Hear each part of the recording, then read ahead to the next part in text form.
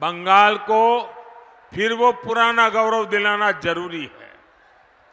जब ये देश का कल्चर और इकोनॉमिक सेंटर था, बंगाल के बारे में जब भी मैं गुरुदेव रविंद्रनाथ ठाकुर की ये पंक्तियां सुनता हूं, गर्व से भर उठता हूं। गुरुदेव ने कहा था, बांग्लार माटी, बांग्लार जल, बांग्लार वायु, बांग्लार फल, पुण्य होक, पुण्य होक, पुण्य होक के पुण्य होक है भगवान। मैं अपने उच्चारण दोष के लिए आपसे क्षमा प्रार्थी रहूंगा, लेकिन आप भी मानेंगे कि इन पंक्तियों में बंगाल की महानता के दर्शन होते हैं।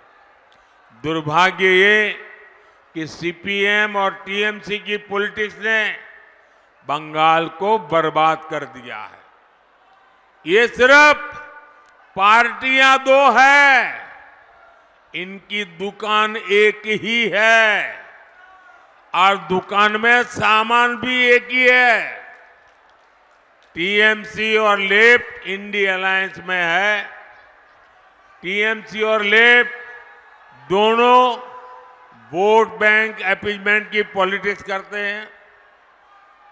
इन दोनों पार्टियों ने पश्चिम बंगाल को करप्ट सिस्टम दिया, तोलाबाजों का सिस्टम दिया, और सबसे बड़ी बात, ये दोनों पार्टियां एंटी डेमोक्रेसी है।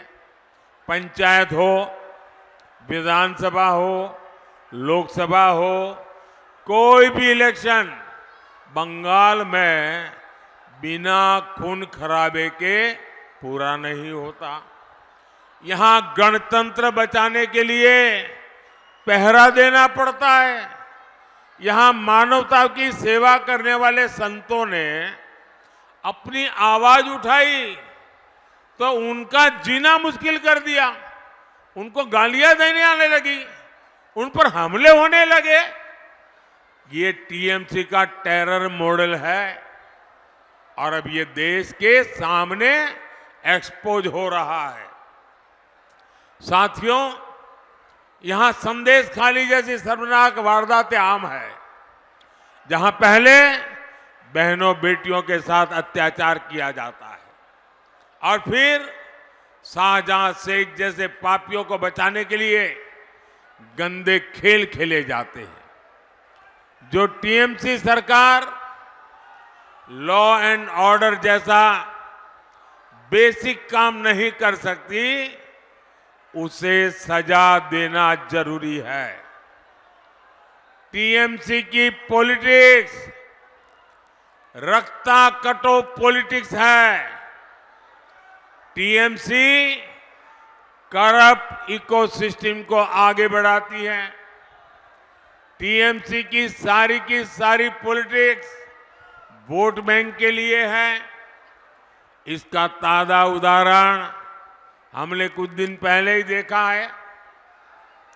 साथियों, टीएमसी ने पहले असंवैधानिक तरीके से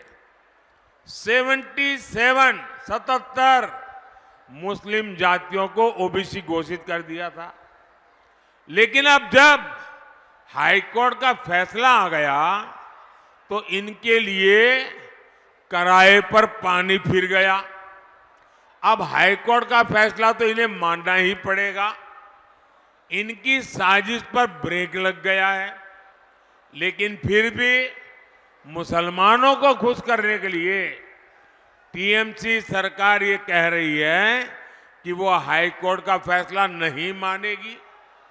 साथियों, सीएए को लेकर टीएमसी जिस तरह सफेद झूठ बोल रही है, ये पूरा देश देख रहा है। बंटवारे से पीड़ित हमारे जो साथी दूसरे देशों में रह गए थे, जिन्हें भारत ने भरोसा दिया था कि उन्हें भारत की नागरिकता देंगे, क्या उन्हें हम अत्याचार सहने के लिए ऐसे ही छोड़ दें क्या? मोदी ये नहीं होने दे सकता। इसलिए पूरे दायित्व भाव के साथ सीएए लाया है। ये नागरिकता देने का कानून है, ये नागरिकता छीनने का कानून नहीं है। लेकिन टीएमसी इसे लेकर भी भ्रम फैलाती रहती है। किस लिए? सिर्फ और सिर्फ अपने वोट बैंक को डराने के लिए, ताकि वो टीएमसी का खेमा न छोड़े।